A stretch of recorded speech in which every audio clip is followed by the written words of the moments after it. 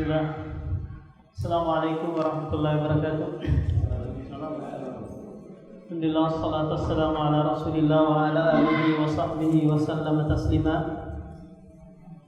Segala puji bagi Allah Subhanahu wa taala yang pada kesempatan yang berbahagia ini kita kembali bermajlis ilmu untuk tafaqquh fiddin, memahami agama kita.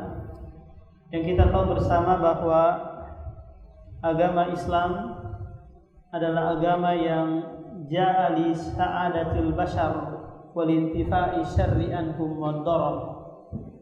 Bahwa agama Islam datang untuk kemaslahatan kita semua dan menjauhkan segala yang memudaratkan dan membahayakan bagi umat manusia. Dalam kesempatan yang berbahagia ini kita akan membahas salah satu cabang ilmu di dalam syariat kita, yaitu ilmu fikih. Ilmu yang membahas tentang pemahaman terhadap dalil Al-Quran dan hadis. Nah, sementara para ulama dari dulu metode mereka ada yang mustaqillah, ada yang tamadzhub. Tamadzhub itu berpegang kepada mazhab tertentu. Kita tahu bersama bahwa mazhab yang terkenal adalah mazhab Asy-Syafi'i, Ahmadi, kemudian Hambali, Maliki dan Hanafi.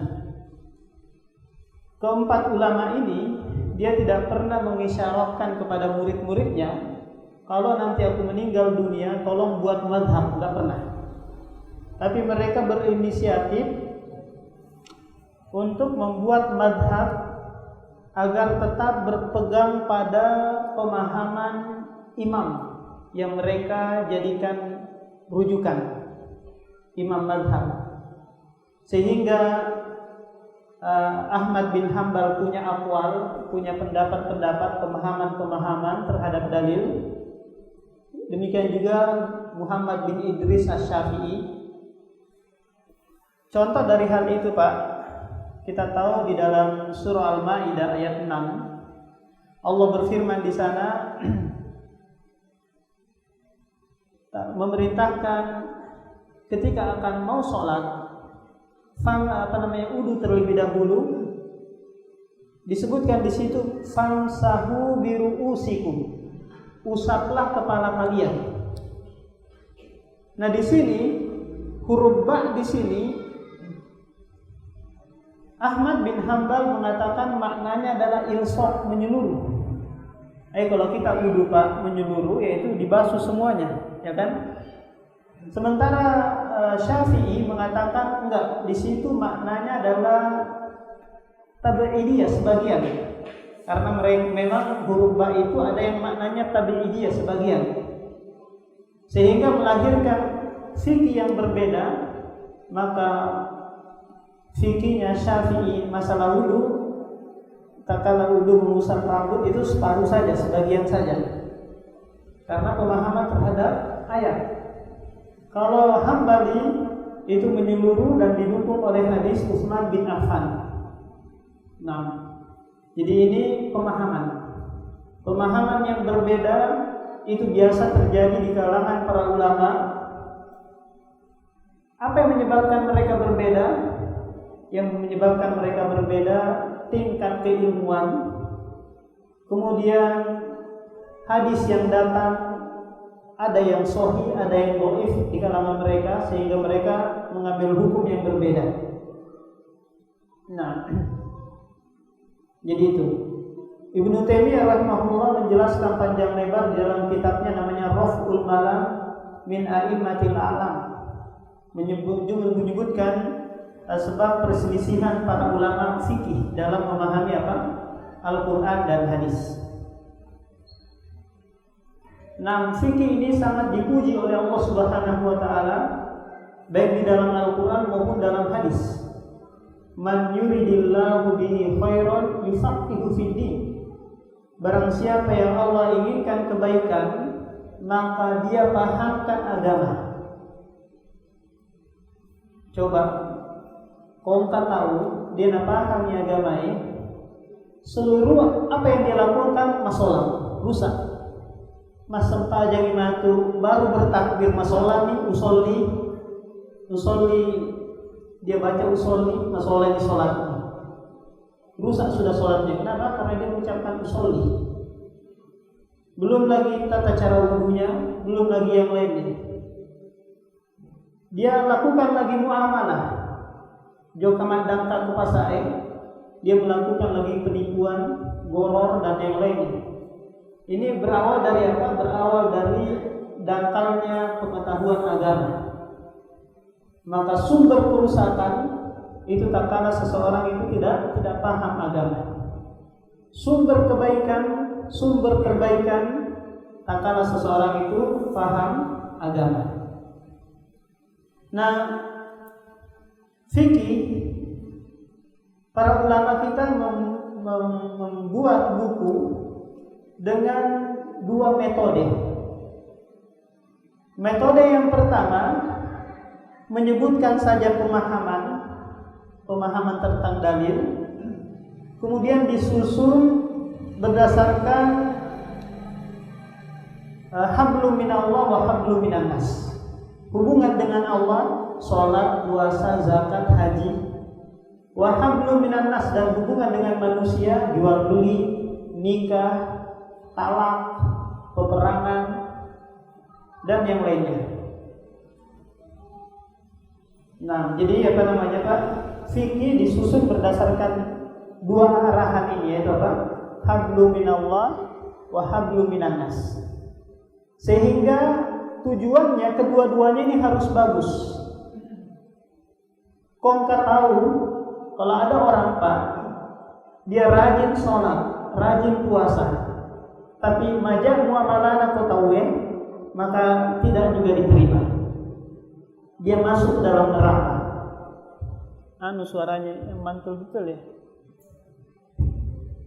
Hah? Tes satu. Jadi kalau ada orang Pak, dia muamalahnya saja kepada manusia baik, tapi muamalahnya kepada Allah buruk, juga tidak selamat. Kedua-duanya harus berjalan seimbang. Muamalah kepada Allah bagus, muamalah juga kepada manusia. Kenapa? Karena kita itu tidak bisa tinggal sendiri. Kita ini makhluk sosial yang harus bergaul, berbaur di tengah masyarakat. Kita punya tetangga, kita punya sahabat, keluarga, dan yang lainnya. Sehingga di dalam permasalahan fikih semua diatur tentang kedua hal itu. Nah, ini metode penulisan yang pertama. Ada metode penulisan yang tidak disebutkan pemahaman, tapi yang disebutkan hadis-hadis, tapi diberikan judul atau bab. Contohnya kitab Toharo, dia datangkan sudah hadis-hadisnya, dia datangkan sudah ayat-ayatnya. Tentang zakat, dia datangkan sudah apa namanya hadis-hadis tentang zakat. Ini kitab seperti Umdatul Ahkam, Bulughul Maram, Muntaqal Akhbar, kemudian Al-Ahkam, dan kitab-kitab yang lainnya. Nah, kitab yang kita akan pelajari ini adalah kitab yang menggabungkan dua hal itu, Pak. Menggabungkan antara pemahaman dengan dalil.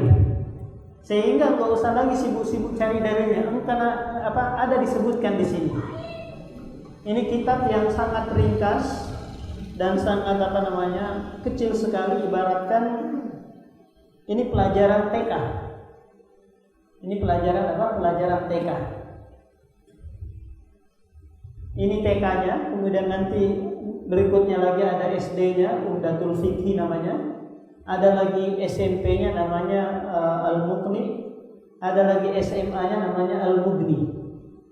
Ada lagi di atasnya itu Al-Jam'u Baina Aqwalil Al-Madzahib. Tapi terkadang kita mendapati ustadz-ustadz yang mengajarkan fikih itu kebanyakannya langsung yang tingginya, langsung menyebutkan aqwalul khilafat, menyebutkan perselisihan. Oh, ini pendapat ini pendapat ini pendapat ini. Sehingga kita terkadang kurang membekas. Kita tidak pernah tamat satu kitab pun dari mempelajari kitab fikih, apalagi kitab-kitab yang lain. Baru beberapa pertemuan sudah bubar, sudah selesai. Nah, semoga nanti ke depannya dengan kitab yang ringkas ini kita bisa selesai dan beralih ke kitab berikutnya. Dan yang menulis kitab ini namanya Syekh Abdurrahman Ibnu Nasir As-Sa'di, pengarang kitab Tafsir Taisur Alam fi Kalamil Mannan, guru dari Syekh Utsaimin. Ini guru pertamanya Syekh Utsaimin adalah Syekh Abdurrahman Ibnu Nasir As-Sa'di. Langsung saja kita baca. Ini kan baca buku ini. Enggak? Baca dari HP aja. Tapi dia gak harokaknya ya.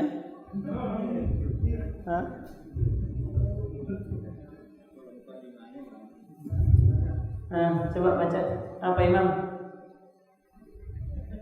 Kita baca Muqaddimatul Muallifi, pendahuluan dari penulis. Bismillahirrahmanirrahim, wa bihi nasta'in, dan dengannya kami meminta tolong. Dengan menyebut nama Allah kami meminta tolong dalam hal menulis buku ini.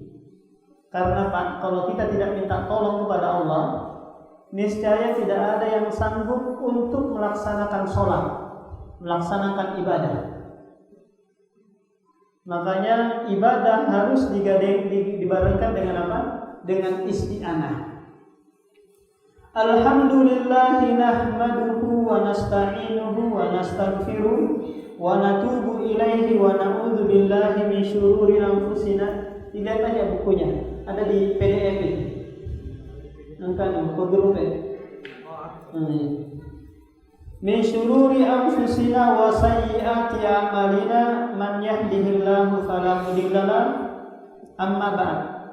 Ini merupakan khutbah hajah, kebiasaan Rasulullah kalau mau menyampaikan materi itu dengan pembukaan seperti ini.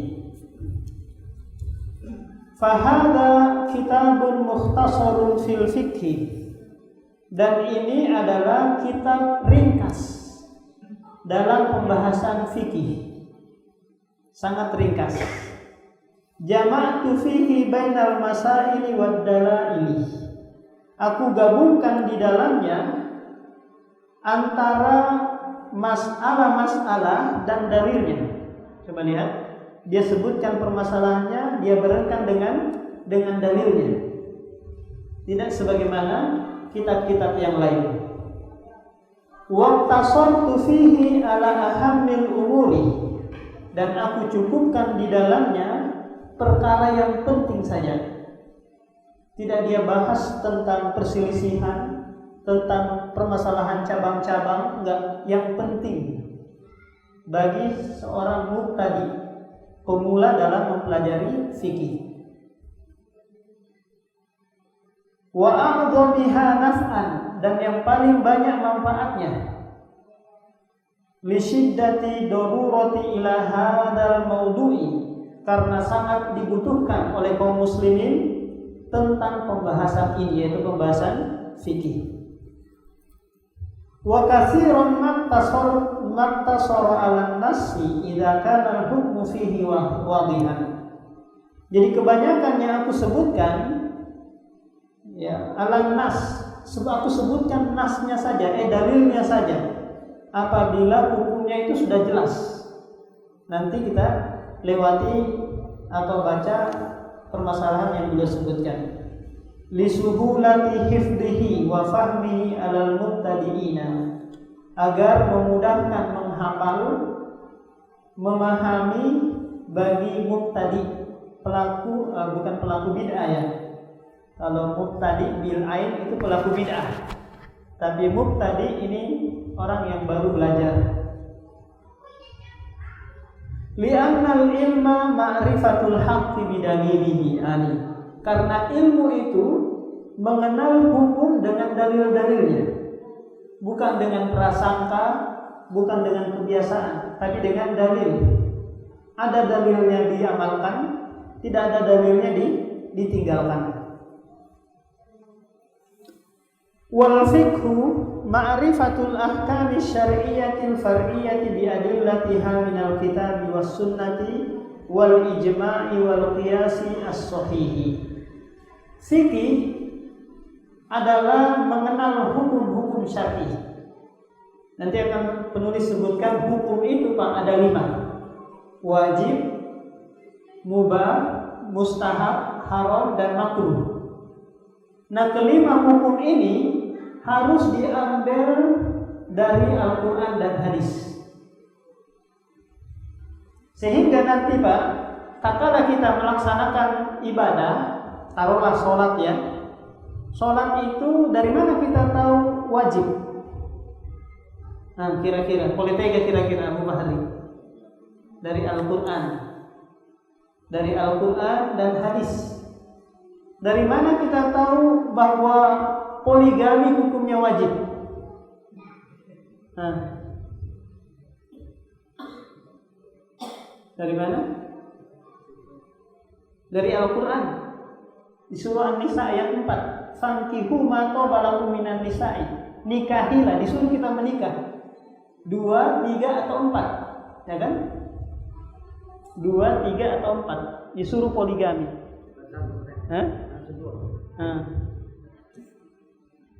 Fankihu ma taba minan nisa'i masna, langsung 2, bukan 1 dulu. 2, 3 atau 4.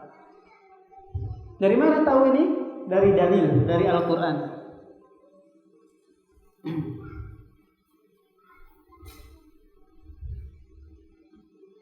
Waqtasar alal adillatil masyhurati khaufan minat tatwili. Aku cukupkan dalil yang masyhur saja. Dalil yang sudah masyhur di kalangan para ulama, khaufan minat tatwil, karena takut memanjangkan pembahasan, menyebutkan dalil-dalil yang banyak sehingga bukunya tambah besar, tambah lebar. Yang ringkas-ringkas saja.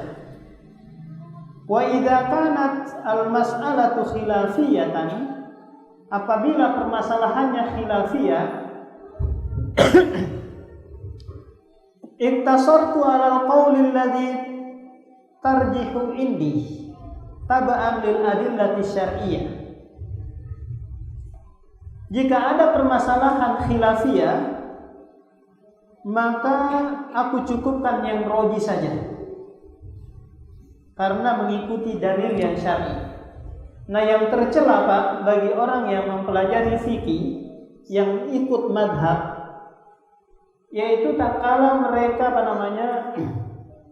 mereka memahami sesuatu padahal itu menyelisihi dalil, mereka tetap berpegang teguh karena apa? Ini madhabku. Ini sesuai dengan yang aku ikuti. Ini namanya ta'assub, berpegang teguh dengan madhabnya. Ini yang tercela dan haram hukumnya. Jadi penulis akan menyebutkan permasalahan-permasalahan yang roji, yang kuat, tidak menyebutkan berbagai macam perselisihan di dalam kitab ini. Al-ahkamul khamsatu, hukum yang 5. Wajib, haram, makruh, masnun, mubah. Al-wajibu wa huwa ma usiba fa'iluhu wa uqiba tarikuhu. Wajib adalah apa yang diberikan pahala pelakunya dan disiksa bagi orang yang meninggalkannya. Kita tahu bahwa sholat hukumnya wajib. Kalau engkau tahu masuk tajam, maka dia diberikan pahala. Kalau sudah memenuhi rukun-rukun dan syarat-syaratnya, dia terima itu apa? Pahala.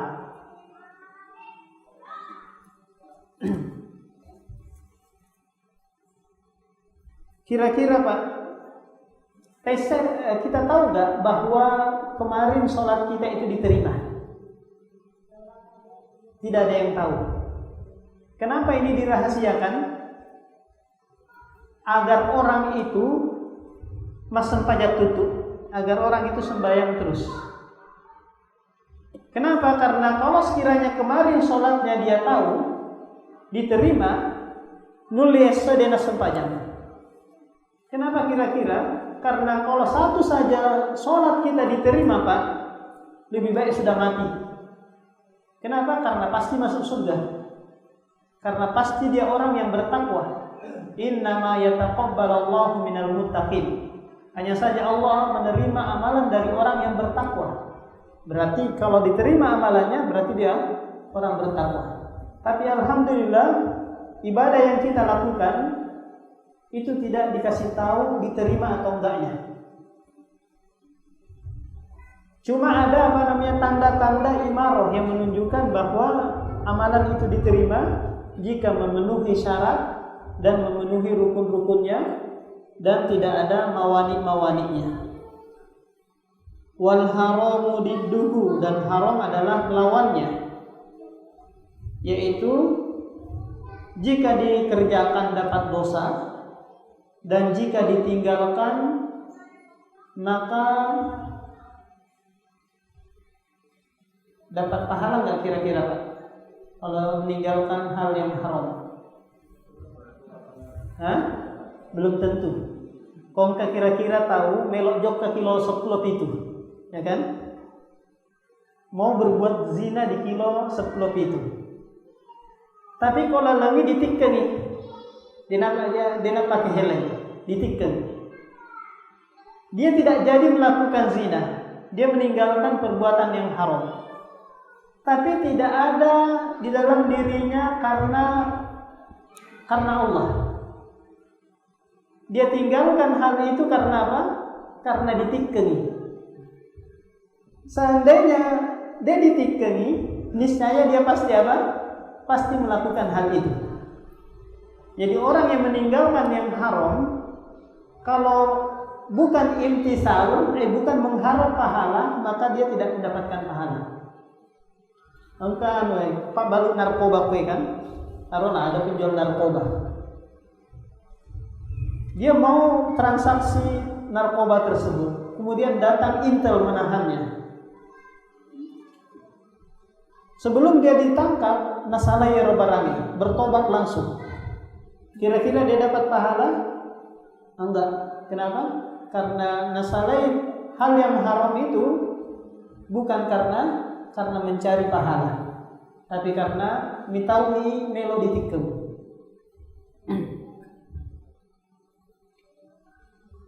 Wal makruhu ma usiba tarikuhu wa lam yu'aqib fahiluhu. Makruh itu Pak bukanlah hal yang dibenci.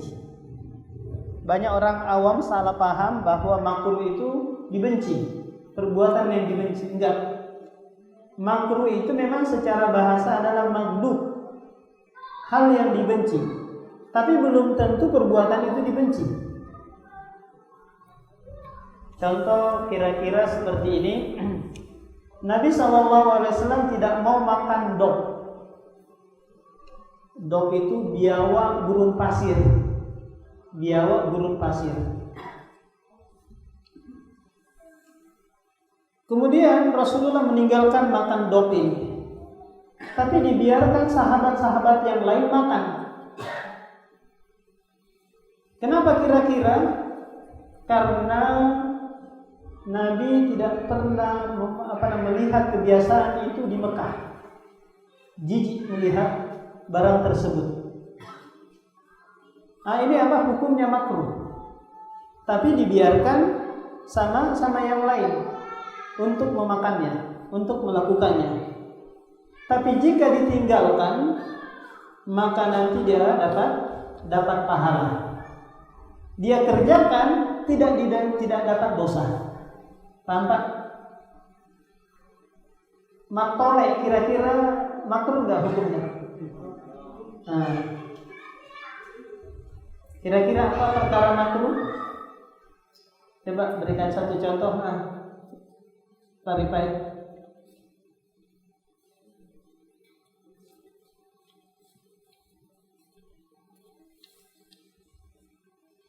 Wal masnunu didduhu, dan sunnah adalah lawannya. Perlu diperhatikan ini Pak, kita sering mendengar kata sunnah. Aku itu pengikut sunnah. Aku itu adalah ahlu sunnah. Apa kira-kira sunnah ini? Sunnah itu berbeda-beda tergantung ilmu mana yang menggunakannya. Paham Pak? Kalau sekiranya dalam ilmu akidah, nanti lawannya adalah bid'ah. Contoh, orang yang baru masuk masjid, sunnahnya itu sholat tahiyatul masjid kan? Kongkap baru masuk ke rumah, kemudian dia sholat tahiyatul bait, sholat tahiyatul rumah, maka ini perkara bid'ah. Hukumnya sunnah, tapi kalau menyelisihi sunnah adalah bid'ah dalam hal keyakinan, dalam hal akidah. Ini apa Pak tadi? Sunnah menurut ilmu akidah, lawan dari bid'ah. Kalau sunnah menurut ilmu fikih yang kita sedang bahas sekarang ini adalah jika dikerjakan dapat pahala, jika ditinggalkan tidak berdosa. Seperti poligami, sholat sunnah, rawatib, tahiyatul masjid, kemudian sunnah-sunnah yang lainnya. Pelihara jenggot kira-kira, ini sunnah yang mana ini? Sunnah akidahkah? Sunnah fikihkah? Jadi ini sunnah apa? Sunnah apa kira-kira? Fikih. Dikerjakan dapat pahala. Ada juga sunnah menurut ahlul hadis.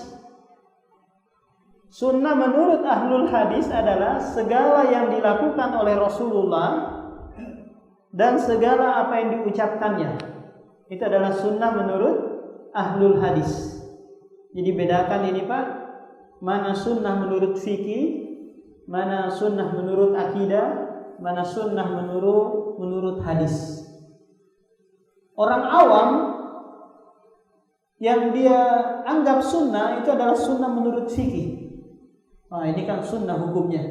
Dikerjakan dapat pahala, enggak dikerjakan enggak dapat dosa.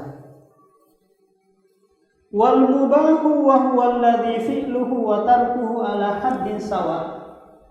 Mubah adalah yang dikerjakan atau ditinggalkan enggak ada apa-apanya, enggak dapat apa-apa. Kira-kira main game ini sunnah, mubah atau haram? Mubah kan? Perkara mubah, magolok, perkara mubah. Kemudian jogging, ini perkara mubah. Nah, perkara mubah ini nanti bisa mengantarkan kepada keharaman dan bisa juga mengantarkan kepada kewajiban. Kongka kira-kira tahu main game. Tapi sampai larut malam, sholat subuhnya keteteran, bangun jam 7. Ini menjadi haram main gamenya ini. Kenapa? Karena melalaikan dari kewajiban. Kira-kira engkau gak tahu main game, tapi tambah lancar hafalannya, tambah banyak hafalannya, masya Allah, tambah cerdas dia. Engkau gak kira-kira? Ada orang main game, tapi dia masya Allah tambah rajin ibadahnya, tambah lancar bacaan Al-Qurannya. Kalau ada yang seperti ini, maka seluruh santri dianjurkan aja main game kan? Karena ada faedahnya, mengantarkan kepada hal yang mustahab atau yang wajib. Nah, itu tadi 5 hukum yang ada di dalam agama kita.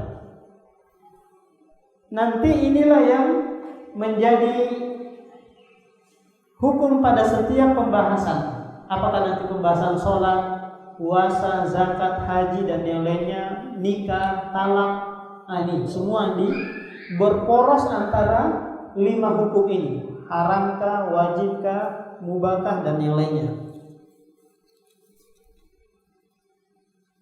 Wa yajibu 'ala mukallafi an yata'allama minhu kullama yahtaju ilaihi fi ibadatihi wa muamalatihi wa ghairiha. Dan wajib bagi mukallaf. Mukallaf itu adalah orang yang dibebani hukum, atau istilahnya sudah balik. Anak-anak yang sudah balik itu tandanya, kalau anak laki-laki sudah pernah mimpi basah atau muncul bulu di sekitar kemaluannya. Nah, ini tanda baliknya anak laki-laki. Kalau umur itu bukan patokan. Kalau di Arab, Pak, anak laki-laki itu mereka kuatkan pendapat balik 15 tahun. Emang anak-anak di Arab itu karena tontonan enggak kayak kita di sini, Masya Allah, sinetron dan yang lainnya, YouTube menyebar di mana-mana. Mereka umur 15 tahun belum mengenal namanya pacaran dan yang lainnya, sehingga mereka belum balik. Kita di Indonesia 9 tahun saja sudah ada yang memperkosa neneknya atau ibunya dan yang lainnya. Karena apa? Tontonan yang merusak, yang membuat seseorang itu, anak-anak itu cepat balik. Kalau perempuan jelas tanda baliknya adalah haid. Nah, kalau anak-anak itu sudah balik, Pak, maka berlaku sudah hukum 5 hukum ini. Sholat sudah wajib bagi mereka, kemudian berpuasa wajib, durhaka haram hukumnya, dan yang lainnya. Wa yajibu 'ala mukallafi an yata'allama minhu, maka wajib bagi orang yang sudah balik belajar segala apa yang dia butuhkan dalam hal ibadah dan muamalah. Kita tahu bahwa ada hadis Rasulullah yang menyebutkan thalabul ilmi faridatun ala kulli muslimin. Wajib bagi setiap muslim untuk belajar. Kira-kira ilmu apa yang dia wajib pelajari? Yang pertama, ilmu akidah. Ini yang wajib dia ketahui. Kemudian ilmu fikih yang berkaitan dengan ibadah dia kepada Allah. Kemudian yang ketiga, tentang pekerjaannya. Seandainya dia seorang Pak Balu-Bale ke Pasai, maka dia harus tahu mana yang halal, mana yang haram. Dia harus pelajari ini. Seandainya dia seorang karyawan di kantor, dia harus tahu juga mana yang halal dan mana yang haram. Adapun yang lain daripada ini, itu tidak wajib. Bisa nanti fardu kifayah, hanya cukup beberapa orang saja yang mengerjakannya, seperti ilmu nahwu, shorof, balagho, mantik, dan yang lainnya. Hanya beberapa orang saja yang mewakilkan, ya sudah, yang lainnya gugur kewajibannya. Tapi yang ketiga tadi, nah itu setiap muslim wajib mempelajarinya. Sehingga dengan dia belajar, sholatnya akan bagus, puasanya akan benar, pekerjaannya pun menjadi bagus, menjadi halal.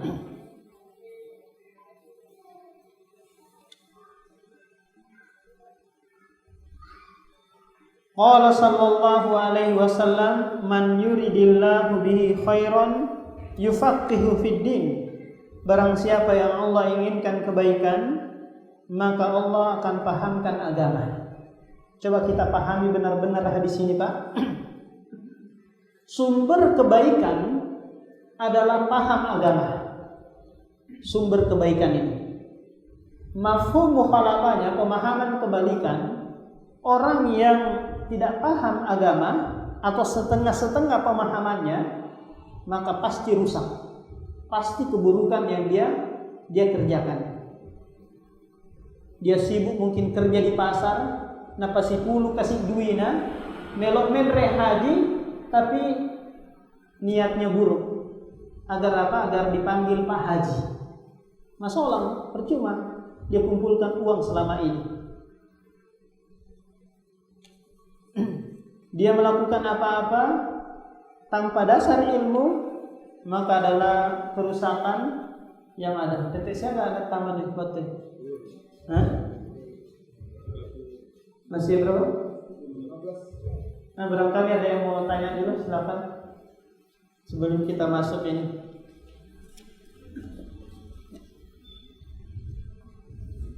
Makanya kau kan baca kan? Biar saya tinggal jelaskan. Jadi apa kita bisa agak ini.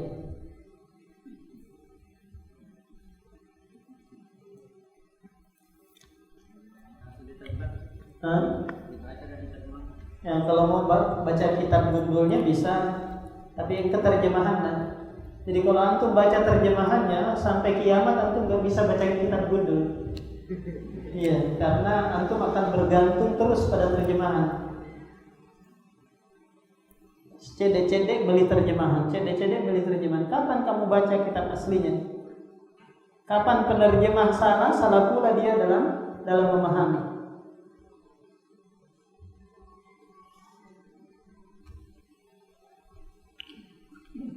Dan silakan Pak, barangkali ada yang mau ditanyakan. Masalah balik kan.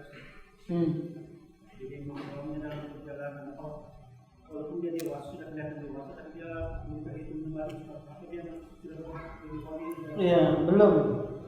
Nanti balik, kalau sudah dia balik, nanti boleh dia sebagai mahram menemani safar mungkin ibunya atau saudara perempuannya, karena bukan karena dia laki-laki sehingga bisa untuk menjadi mahram dalam perjalanan, karena di sana ada hikmah yang lain, di antaranya dia dapat melindungi ibunya atau saudara perempuannya di tengah perjalanan. Kalau dia sudah balik berarti dia sudah punya kematangan kekuatan untuk melindungi, bisa diajak jihad sudah ke Palestina. Tapi anak kita balik masih cengeng, karena kita menganggapnya terus anak-anak, tidak dibiasakan balik, tidak dibiasakan dia sebagai seorang dewasa yang dia bertanggung jawab untuk kehidupannya sendiri. Anak-anak kita sudah balik masih juga diberikan jajanan, masih juga disangguin uang. Ini bukan pendidikan yang bagus. Kalau dia sudah balik, nak sapak boleh sendiri, nak sapak lantai sendiri. Kamu di rumah ini sudah numpang, mengerti kok. Kalau kamu mencari apa boleh sapu-sapu. Kalau enggak saya usir kamu. Kalau enggak begitu pendidikan bagi anak-anak yang sudah balik. Biar dia Biar dia bisa mandiri. Kau joko ke pondok pesantren sapak kau bisa sendiri. Jangan minta-minta uang jajan, jangan minta-minta uang SPP. Maka dia akan berusaha. Anak-anak kita sekarang dikasih terus uang saku, dikasih terus, akhirnya manja, nggak bisa mandiri. Coba Pak bayangkan di kehidupan kita dulu, taruhlah 20 atau 30 tahun yang lalu, orang tua kita memberikan kita kebebasan, dilepas kayak burung kita, alhamdulillah kita bisa mandiri, bisa berusaha sendiri, bisa hidup dimanapun, ya kan? Anak-anak sekarang dibiarkan begitu, cengeng, pulang lagi kembali, teri. Karena apa? Orang tuanya tidak memberikan pendidikan kedewasaan bagi anaknya.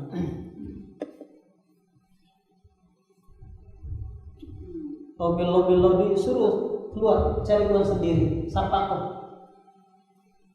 Daripada minta-minta. Tapi itu berat Pak ya.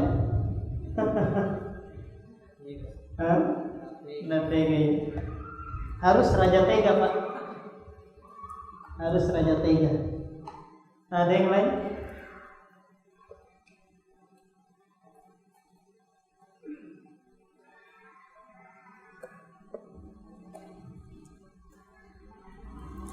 Nah, kalau masih ada waktu kita lanjutkan. Kitabut Thaharati. Kitab Thaharah. Qala an-nabiy sallallahu alaihi wasallam buniyal islamu ala khamsin syahadati an la ilaha illallah wa anna muhammadar rasulullah wa iqamis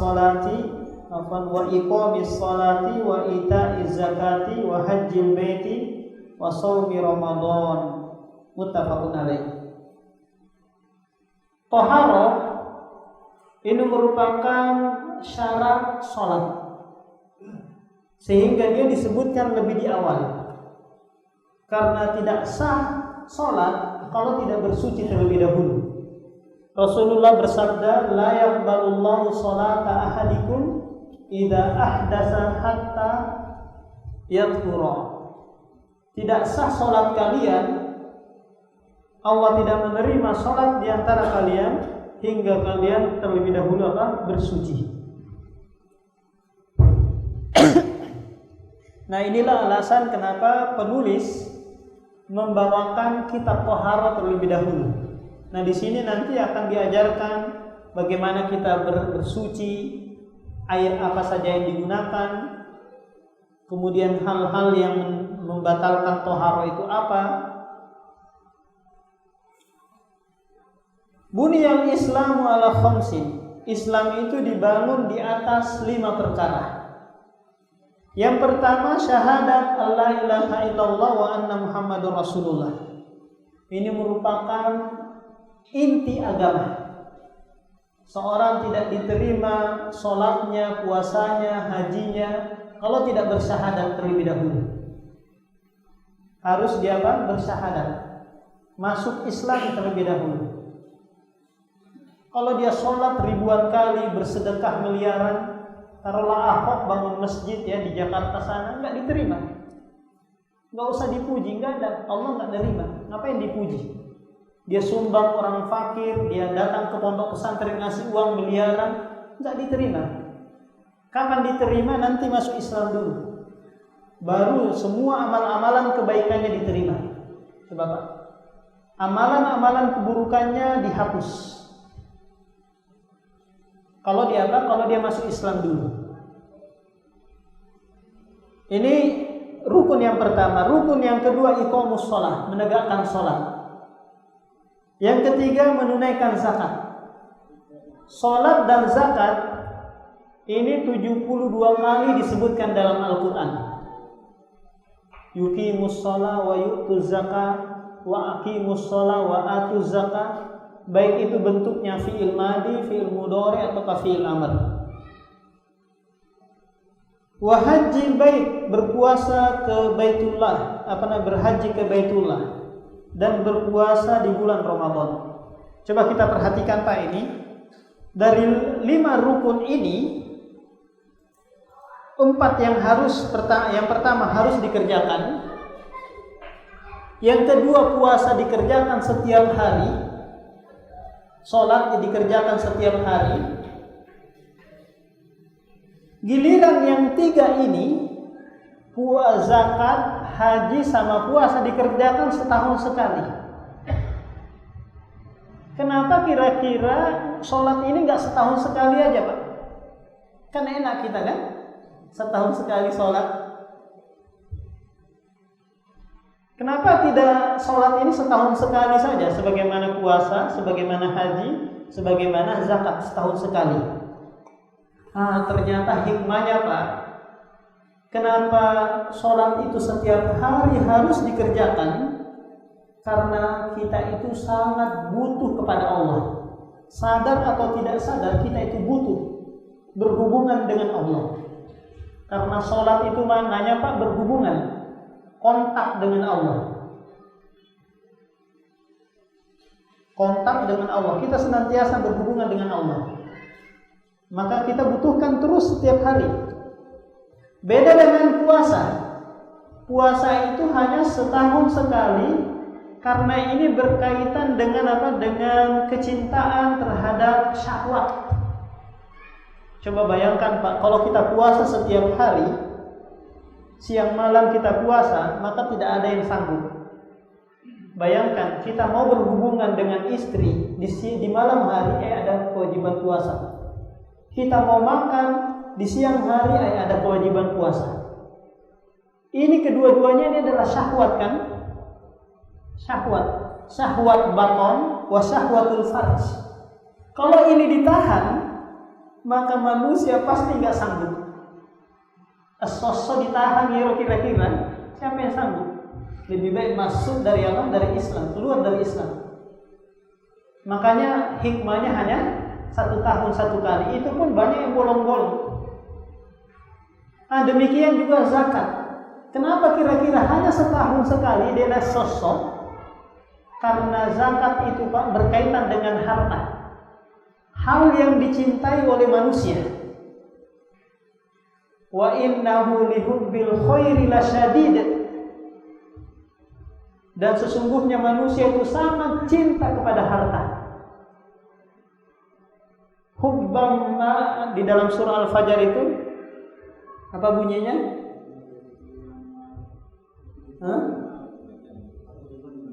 Wa tuhibbunal mala hubban jamma. Ini. Kalian sangat mencintai harta. Kenapa di dalam bahasa Arab itu Pak, harta itu disebut dengan malun. Karena manusia itu condong kepadanya. Mala yamilu mailan, condong. Bukan baitul mal hidayatullah, enggak. Tapi mal condong kepada benda tersebut. Sehingga Pak sangat berat untuk melepas. Coba bayangkan Pak, kalau sekiranya setiap hari orang harus mengeluarkan zakat, maka masih setawih. Tidak ada yang sanggup mengerjakannya. Amin ya waktu ya. InsyaAllah kita cukupkan. Kita lanjutkan dalam pertemuan berikutnya. Subhanallah wa bihamdihi, asyhadu an la ilaha illa anta, astaghfiruka wa atubu ilaik.